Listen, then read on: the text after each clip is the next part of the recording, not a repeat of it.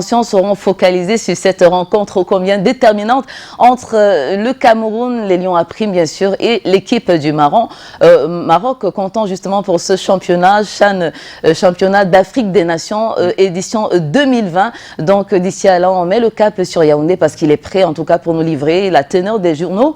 Paris ce jour du côté de Yaoundé, on va dire que c'est valable pour l'ensemble du triangle national. Ghislain, Pierre et Sono déjà en place pour la revue de presse. Bonjour, bienvenue parmi nous. Bonjour Fidjil, bonjour également à vous, à la bien-aimée et bien entendu Patricia, vous êtes à Douala et comme de tradition, je vous accueille à Yaoundé, la capitale camerounaise, le cœur enflammé de joie, vous mais également les millions de téléspectateurs de Canada International, ceux du Cameroun et du monde entier qui sont tous chargés fort d'informations. Bienvenue à ce rendez-vous, j'aime à le noter, c'est la revue de presse sur Canal Matin et donc sur Canada International. Patricia l'évoquait tout à l'heure, c'est jour de foot au Cameroun ce mercredi, jour de foot pour le Cameroun mais également pour le continent africain, bien entendu, c'est à l'occasion de ces demi-finales du CHAN, le championnat d'Afrique des Nations, une compétition continentale qui se déroule en terre camerounaise. Et bien, puisque précisément aujourd'hui se joue respectivement à Douala, la capitale économique du Cameroun, chef-lieu de la région du littoral, mais également à Limbe, dans le sud-ouest camerounais, se jouent donc respectivement les demi-finales de cette compétition au stade Japoma du côté de Douala. Et bien, le Mali sera aux prises cet après-midi avec la Guinée et plus tard 20h, heure du Cameroun. Et donc, heure d'Afrique centrale. Eh bien, c'est le Cameroun, le pays organisateur, qui va donc devoir marquer le Maroc, qui est d'ailleurs le tenant du titre de cette compétition continentale. Ce sera donc à Limbe, quand il sera à 20h, heure du Cameroun, heure d'Afrique centrale. Le quotidien camerounais à capitaux publics, Cameroun Tribune, édition de ce mercredi, parle donc d'un enjeu de taille pour les 4 équipes qui sont ainsi mises à rude épreuve à l'occasion de ces demi-finales du CHAN, édition 2020, mais qui se joue en 2021. C'est donc une espèce de conquête de la couronne qui s'en va ainsi être déclenchée aussi bien à Douala qu'à Limbe parmi les 4 équipes engagées dans cette compétition. La capitale édition de ce jour offre un grand dossier avec la cité des 4 équipes ainsi engagées, disais-je tantôt, mais pour ce qui est de Lions indomptables à prime justement, l'équipe qui est conduite par Martin, qui est donc le coach des Lions indomptables du Cameroun. Info Matin, sur le journal des dieux de une enquête sur la et ce qu'ils offrent à l'ensemble de leurs fans, aussi bien au plan national qu'au plan international. C'est absolument magique. Les Camerounais n'étaient pas attendus à ce stade de la compétition au regard de leur préparation, notamment au regard des résultats qu'ils ont proposés à l'ensemble de leurs fans lors des matchs préparatoires à cette compétition continentale. Info Matin, édition de ce jour, croit Dieu comme faire que l'équipe de Martin Doumbouillet, eh bien, qu'elle est donc capable aussi bien du pire que du meilleur. Et le meilleur, presque porté par tous les Camerounais qui lui souhaitent à cette équipe-là, qui lui souhaite donc un bon avenir s'agissant du déroulé de cette compétition. C'est donc tout un peuple qui est tout à la fois derrière leur équipe nationale et un peuple qui est en somme une espèce de fermeté qui est donc manifestée par les Camerounais qui se veulent ainsi exigeants face aux Lions indomptables, en le souhaitant bien entendu un meilleur résultat. La vie à la FECAFOOT, la Fédération camerounaise de football, c'est avec cette fois-ci une espèce de violence qui est en provenance de cette instance fêtière du football continental. Et bien parce qu'hier il y a eu une rencontre on ne peut plus extraordinaire de la part des présidents des clubs camerounais qui exigent ainsi le départ du président même par intérim donc de la FECAFOOT, à savoir Mbombo Njoya. Le président Seydou Njoya comme tel, ils exigent leur départ, ils s'en vont demander leur remplacement, son remplacement, et proposent d'ailleurs, ils ont avancé un nom, à savoir le sénateur Albert Mbida, pour essayer donc de gérer ce qu'il est convenu d'appeler une permanence. C'est ainsi qu'ils ont décidé à l'issue d'une assemblée générale tenue hier ici à Yaoundé, ainsi que cela est évoqué ce matin par le quotidien Le Messager de Jean-François Chanon. C'est donc une espèce de résolution au milieu d'autres résolutions qui ont été tirées à l'occasion de ces travaux tenus donc dans la capitale camerounaise, en évoquant le nom d'Albert Mbida comme permanencier en lieu et place du président de la FECAFOOT par intérim. J'ai donc nommé Mbombo Njuya, au point donc où le nom de ce sénateur est apparu. Eh bien, les jours à venir, les heures et même les mois, nous en dirons un peu plus.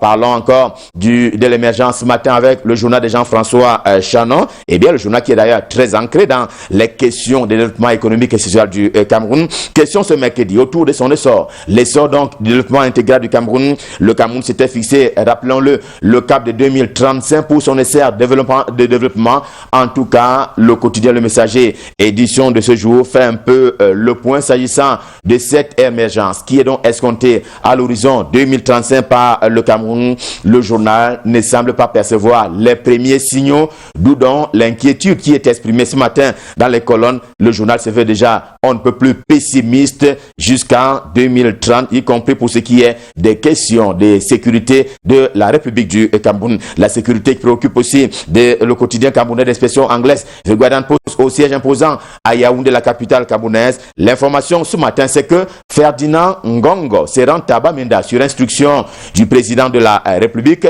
Ferdinand Ngongo, c'est le ministre d'État, secrétaire général de la présidence de la République. Eh bien, il se rendra sur place, question de remobiliser la communauté locale et même nationale qui a donc besoin tant de ce réconfort-là, y compris les forces de sécurité et de défense sur place du côté de Bamenda. C'est donc une mission on ne peut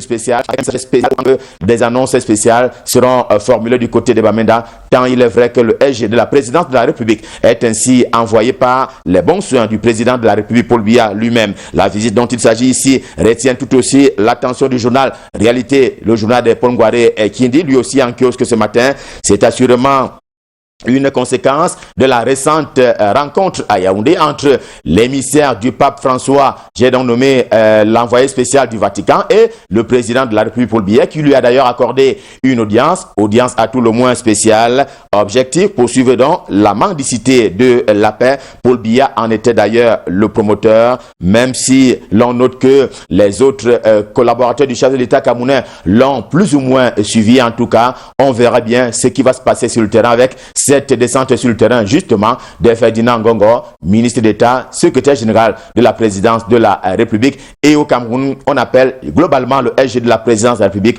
comme étant le vice-dieu. C'est un concept prosaïque au cœur de l'opinion publique camerounaise. Une mission d'assurance, dirait-on, et même de réassurance, si l'on s'en tient aux écrits du journal L'Élite, lui aussi en kiosque ce jour, parlant ainsi de cette coopération entre le Cameroun et le Vatican. Eh bien, le moment consiste en la remise de la paix, et précisément parce que le Cameroun en a besoin que la paix et la vie normale reviennent au nord-ouest et le sud-ouest camerounais. Le quotidien émergent de jour de la sécurité, des questions de sécurité sont aussi invoquées ce matin dans la capitale économique Douala, et bien qui a eu peur du fait notamment des attaques des bombes artisanales, des fabrications artisanales. Il y a eu que peu de changements dans ce sens-là. La sécurité est pour cela montée d'un cran.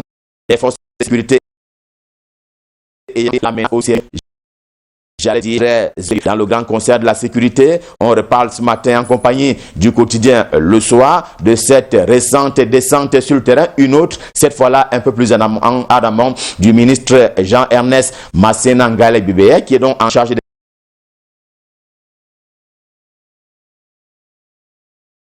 transports au Cameroun. Il était sur place à Bafoussam, dans l'ouest du Cameroun, bien entendu, au lendemain de ce drame qui s'est produit du côté de Sangchou, en tout cas la falaise de Sangchou, qui a donc vu des Camerounais être enterrés morts sur place, parfois brûlés vifs. Ils étaient 53 au total, d'où donc la descente sur le terrain de Jean-Ernest Masséna Ngalé Bibé, le ministre des Transports. La lutte va ainsi s'intensifier. On est parti pour une meilleure régulation des voyages de nuit au rang justement de l'intelligence sécuritaire en termes de construction qui est donc proposée à la communauté.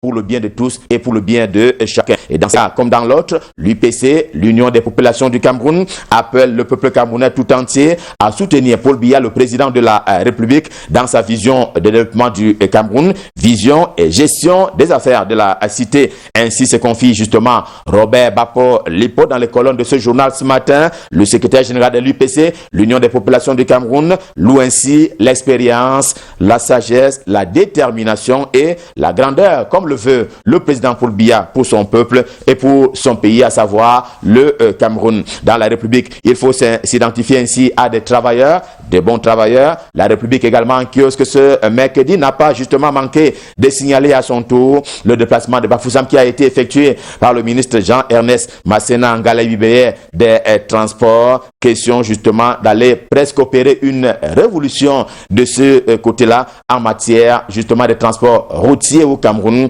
Cela se prépare, c'est dans le domaine des transports au Cameroun. Un peu de vague à admirer ce matin en compagnie de Kribi Matin, le journal en provenance du département de l'Océan, région du Sud Cameroun. Eh bien, le journal qui marque un temps d'arrêt relatif aux 7 premiers jours de travail du tout nouveau préfet du département de l'Océan. Son nom, c'est Nuhu Bello. Il faudra s'y habituer. Il a déjà donné le ton de ce que sera son magistère de ce côté-là dans le département de l'Océan, région du Sud Cameroun, à savoir une administration exemplaire, ainsi que le propose le journal Kribi Matin, édition de ce jour. Et Singan est quant à lui ce matin dans la course du Sud également, puisqu'il s'agit de s'interroger sur le démembrement de la BEAC, la Banque des États de l'Afrique centrale, qui était justement en train de vouloir prospérer du côté de Bolova, la capitale de la région. Une menace qui plaît sur la construction de ce démembrement à Bolova. Le journal, il y a comme une volonté d'abandonner le chantier de la part du gouverneur de la BEAC, la Banque des États de l'Afrique centrale. En tout cas, c'est un ensemble d'idées et de justificatifs et même de justifications qui sont proposées ce matin dans les colonnes du journal Essingan en kiosque. L'économie quotidienne est également en kiosque. Il n'est pas dans ce chantier. Il postule que simplement entrepris de mettre fin à l'exploitation artisanale. On se souvient qu'il y a quelques mois maintenant, le chef de l'État camerounais créait donc une société nationale en charge de la gestion et de l'exploitation justement des mines au Cameroun. C'est donc une conclusion à laquelle aboutit l'économie quotidienne, édition de ce jour. Quant au journal d'Aman Mana, j'ai nommé Le Jour, l'édition de ce jour a vu commencer le feuilleton. Il fait ainsi le point ce matin sur l'affaire dite DIT contre Port Autonome de Douala PAD, en tout cas, ou encore Port Autonome et groupe Bolloré, puisque le groupe Bolloré revendique un certain nombre, formule donc un certain nombre de préoccupations face à l'État du Cameroun. Tout va d'ailleurs dans tous les sens, si l'on s'en tient au journal Le Jour, édition de ce jour, puisque des précédents raison et tort, tantôt à l'un, tantôt à l'une, tantôt à l'autre partie. Nous sommes encore dans le provisoirement définitif. C'est la proposition qui est formulée ce matin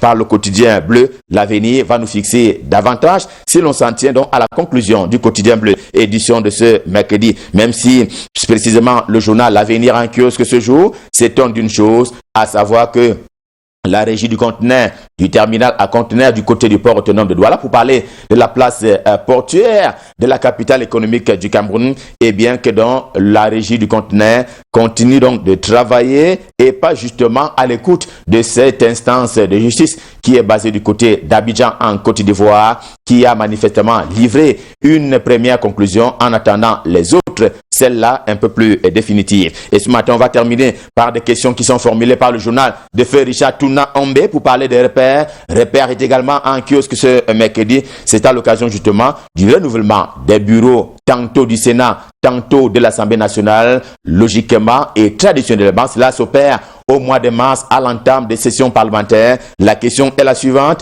Paul Biya devrait-il maintenir respectivement Kava Yege Djibril à la tête de l'Assemblée nationale et Marcel Nyandi Fendi à la tête du Sénat camerounais?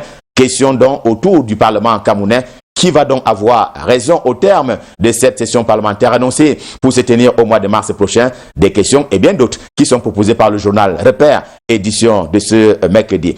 Revue de presse Made in Cameroun, édition justement de ce 2 février de l'an de grâce, 3 février au contraire. C'était un plaisir de vous servir. On repart du côté de Douala pour repasser le pouvoir entre les mains de Patricia Fidjel. C'est bien entendu pour la suite. et la fin de Canal Matin, tout en vous renouvelant le vœu selon lequel on va vous retrouver demain quand il sera 7h. Ce sera avec le même plaisir et nous serons dans la même disposition et même prédisposition, question de vous servir. Je repasse donc le pouvoir entre les mains des partisans fidèles. C'est à eux le pouvoir pour la suite et la fin de Canal Matin. C'est à vous et c'est à vous, Douala. Merci pour la passation de pouvoir. Merci Ghislain, Pierre Issono pour cette brillante revue de presse. D'ailleurs, vous savez ce qu'il vous reste à faire, allez vous abreuver à la bonne source, allez dans les kiosques pour avoir bien évidemment la teneur de toutes ces informations. Ne vous fiez pas qu'à la titraille, donc allez-y. Et puis c'est super important de s'informer afin d'informer les autres. Absolument. Demain, à Kosui vous dira bonjour à vous, chargé faute d'informations. Dans Canal Matin, votre cocon matinal préféré sur votre chaîne d'amour Canada International. Et quelques titres en raccourci que l'on pourra retrouver bien développés sur le site africain en ligne, afriqueinfo.com. Il s'agit de l'arrivée en Afrique du Sud, par exemple, des vaccins anti-Covid-19. Et puis, du côté du Gabon, écrasante majorité du parti présidentiel au sénatorial, CAF. Confédération africaine de football, le film du retour mouvementé, très mouvementé d'Amat aux affaires et puis l'affiche d'aujourd'hui et qui oppose donc le Cameroun au Maroc et bien sûr la Guinée au Mali, le Mali et la Guinée qui vont s'affronter, je crois que ce sera au stade de Japoma, ici même à Douala. Et bien naturellement on rappelle que c'est donc des affiches d'un carré d'as aux allures d'une finale avant la lettre pour reprendre les termes de ce journal en ligne afriqueinfo.com. Et même si nous rentrons aujourd'hui, est-ce qu'on va bien évidemment en vouloir à nos Lions à prime? Non, je ne pense pas, ils ont quand même fait du chemin. Mais bon, je reste positif, nous restons positifs et nous encourageons encore les Lions à prime. On espère bien évidemment qu'ils feront bonne figure. Nous poursuivons, mesdames et messieurs, ce périple de Canal Matin sur Canal 2 International. Un clin d'œil à nos partenaires.